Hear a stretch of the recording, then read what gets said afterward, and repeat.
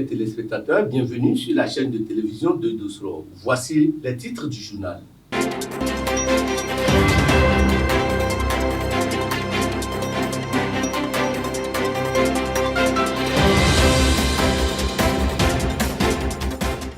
Société, Spiro et conducteur de taxi-moto.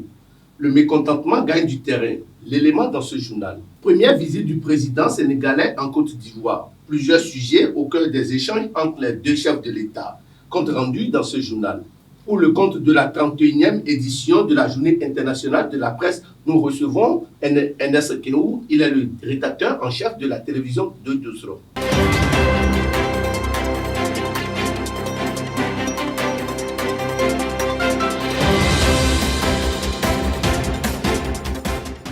Comme je l'annonçais, la semaine dernière, les conducteurs de moto commando ont donné de la voix à travers un sitting devant un de nombreux kiosques de recharge des batteries.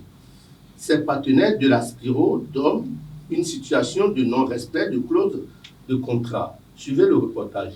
Lorsque je voudrais prendre la moto, on m'a dit de venir échanger ma moto, ma vieille moto, contre une moto Spiro. Ce qu'on m'a dit, c'est que je dois faire au moins 2000 km. Et puis le jour où je prends une batterie, je suis obligé de payer 3200. Maintenant, aujourd'hui, on vient me dire que je dois payer tous les jours. Au début du contrat, c'était que je devais, quand la moto a une panne là, je viens au service de maintenance et puis on me répare la moto gratuitement. Aujourd'hui, quand on vient, on me dit d'aller payer les pièces.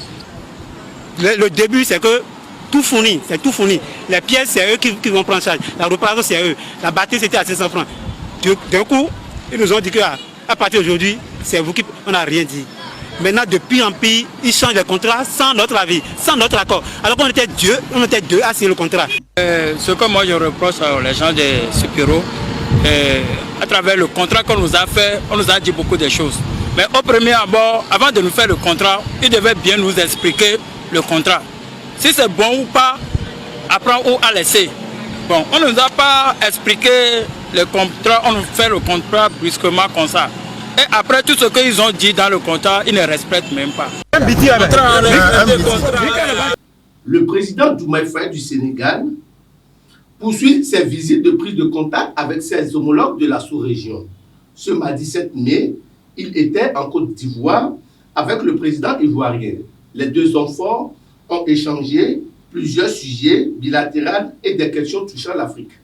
Dans le secteur de l'agriculture, avec le développement des coopératives en Côte d'Ivoire dont nous voulons largement nous inspirer, et dans d'autres domaines comme celui de l'élevage, de la défense, de la sécurité, de l'éducation et de l'énergie même. Nous sommes parvenus à une convergence totale de nos points de vue. Et je m'en félicite. Et ces questions, que ce soit sur les questions de démocratie, que ce soit sur les questions de coopération régionale ou bien de la situation internationale, nous sommes totalement donc en phase. Nous avons aussi souhaité que nos ministres fassent plus d'efforts pour essayer de faire croître de manière plus forte le commerce entre nos deux pays. Les nouvelles autorités sénégalaises ont affirmé également vouloir au niveau des relations internationales des rapports interétatiques équitables, surtout avec la France. Vous savez très bien que le Niger, le Burkina et le Mali ont annoncé unilatéralement leur départ de la CEDEAO. Certainement que le nouveau président sénégalais va essayer de jouer le facilitateur. Comme je vous l'annonçais au début du journal, nous avons comme invité Enes Keou. Il est le rédacteur en chef de la télévision de Dosro TV. Il nous parlera de la liberté de la presse au Bénin. Monsieur Keou, bonjour. Bonjour, monsieur le journaliste. Alors, c'est un plaisir de vous avoir sur le plateau de la télévision de Dosro, puisque vous êtes le rédacteur en chef de la télévision. Dites-nous et parlez-nous concrètement de la liberté de la presse. Oui, vraiment, il y a la liberté de la presse au Bénin. Dans notre pays, nous avons des organes de presse privés nous avons des télévisions privées, nous avons des journaux privés, nous avons des radios privées. Bon, donc, on peut dire déjà qu'au Bénin, il y a la liberté de la presse.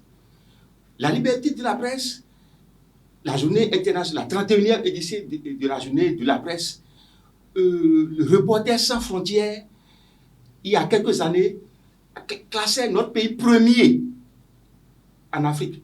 Le Bénin était premier dans les débuts des années 90. Notre pays est premier dans le classement de Reporters sans frontières dans le monde de la presse.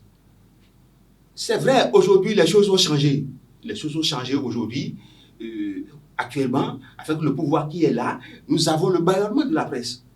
Il y a le bâillonnement de la presse. Les journalistes ont des besoins. Par exemple, prenons l'aide de l'État à la presse. Aujourd'hui, ce n'est plus l'aide de l'État à la presse, ce n'est plus cette dénomination, c'est le fonds d'aide à la presse. Si je peux le dire. C'est le fonds d'appui, voilà. C'est le fonds d'appui à la presse, ce n'est plus le fonds d'aide à la presse.